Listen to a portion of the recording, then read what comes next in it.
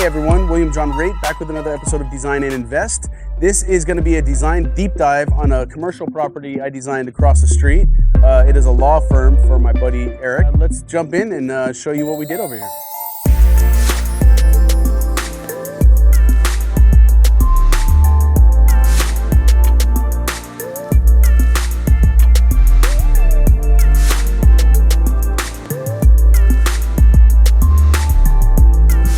Okay, so to start things off, in the front, I wanted to really bring a pop to this neighborhood. This neighborhood is really up and coming, artsy. It has very much the feel of the NoHo Arts District, even the Arts District in downtown LA.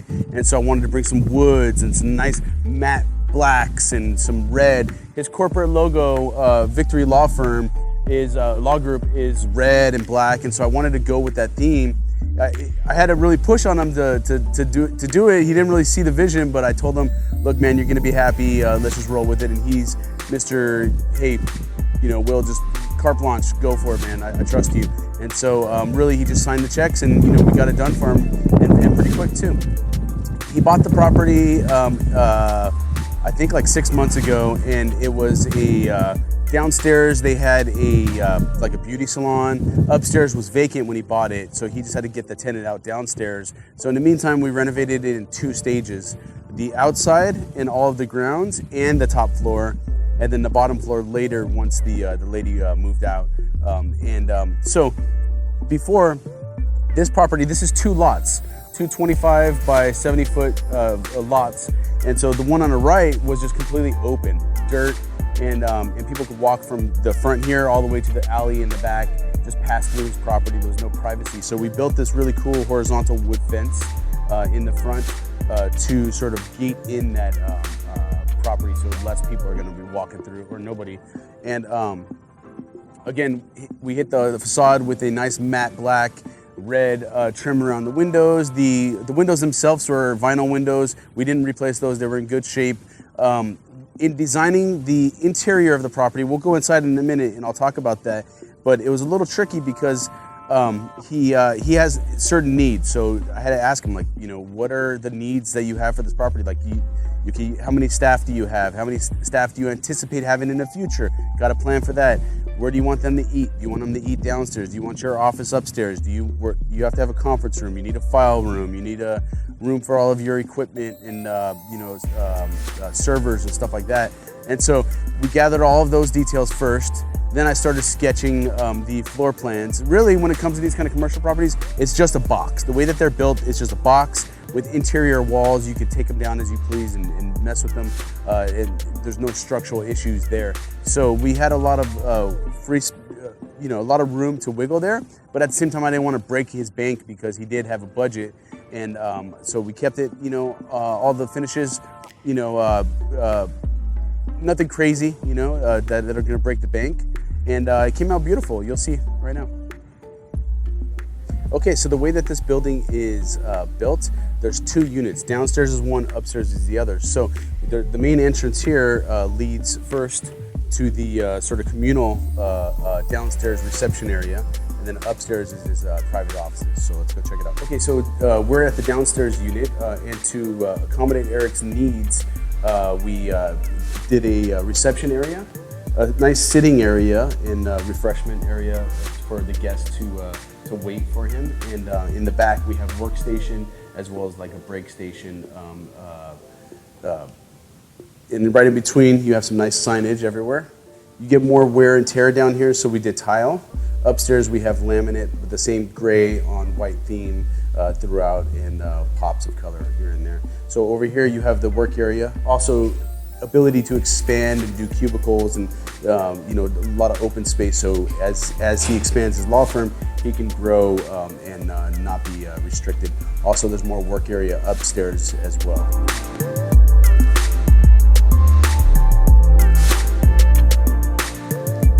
So we're upstairs now, and when I designed this space, this was the trickier of the space because we had a lot of, it was very compartmentalized and the rooms were, jagged like this. So what I wanted here too, because upstairs is his private office as well as conference room, those are sort of the identified areas that he wanted upstairs.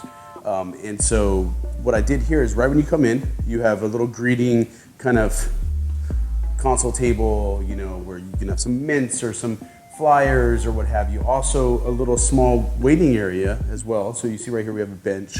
And so while people are waiting to meet with Erik, you know, they're sitting here waiting. Also some workstations, expandable. You could put 4 people up here if you wanted very easily. And then the conference room. So we dropped this wall down the entire stretch, and then we did these cool little cubes of glass in here, like a mosaic, to sort of keep what's going on in there private. But also it's an office environment, so it doesn't have to be super private. You can see people and all of that. You can even vaguely hear them, but they need their space.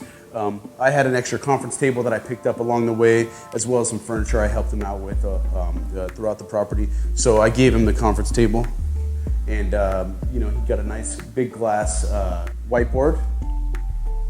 But I mean, looks like he's put it to work. I mean, this is a proper station now. And then over here he has his TV, and Erik's very hip in technology and all that stuff, so he knows how to use all this stuff. So he can, if he's conferencing in here, he can zap up the images onto the TV and really impress his clients with that. So when it came to the design features of this property, I wanted to keep things very neutral, grays, plays on gray. So we used a light gray for the walls, a darker gray for the trim, baseboards, casings, all of that stuff.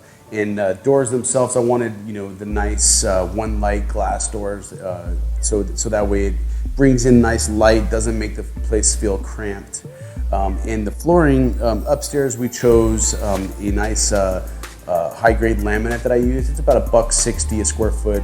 It's from a company called Eternity, and this is a good line too because it has a beveled edge, so that way it's easy to sweep. It doesn't, like, dust doesn't get caught in the crevices of the material, and it's very durable.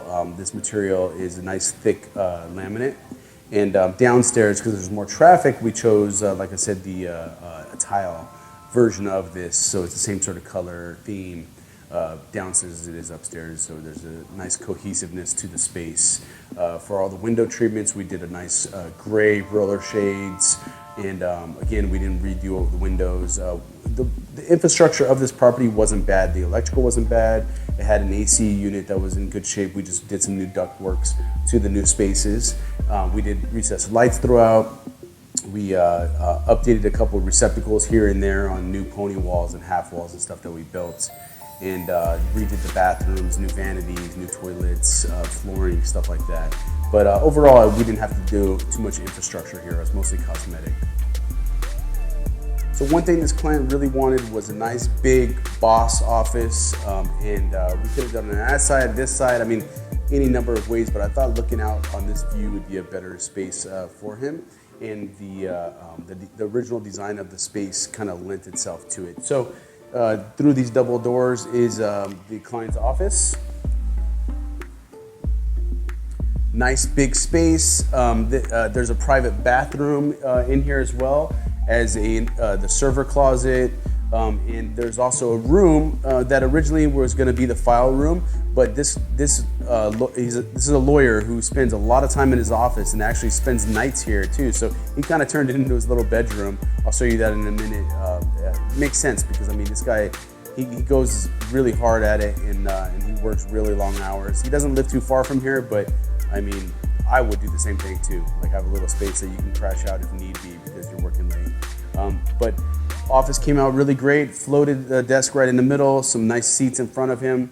Set up a little bar over here. The bar we're actually gonna change up. He recycled this from his man cave at his house that I also designed for him. And so it has a little kegerator and a little wine fridge and all of his bottles and such. TV, again, so he can stream stocks or what have you. If he has clients in here, you could zap images onto there. But what I am gonna do for him, because we have some plumbing on this wall, is I'm gonna help design a big bar, an actual built-in bar with maybe some floating shelves or something in this space eventually.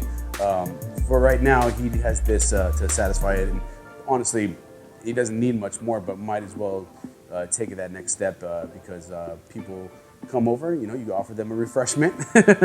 And so it makes a lot of sense. But the space is really big size. I would say this is probably 15 by, you know, 20 or so. It's a nice big room. And here's the bathroom. Nothing over the top fancy, but it gets the job done. And this closet is his server room slash print station. Very convenient, but out of the way, so you don't see all of this stuff. It's very clean lines in here, and cleans up very well. All right, guys, hopefully you liked this episode on the deep dive of this property. And next, we're gonna be interviewing my friend Erik. He's a very influential guy, as well as an entrepreneur like myself. So stay tuned for that. And remember, design, invest, and repeat.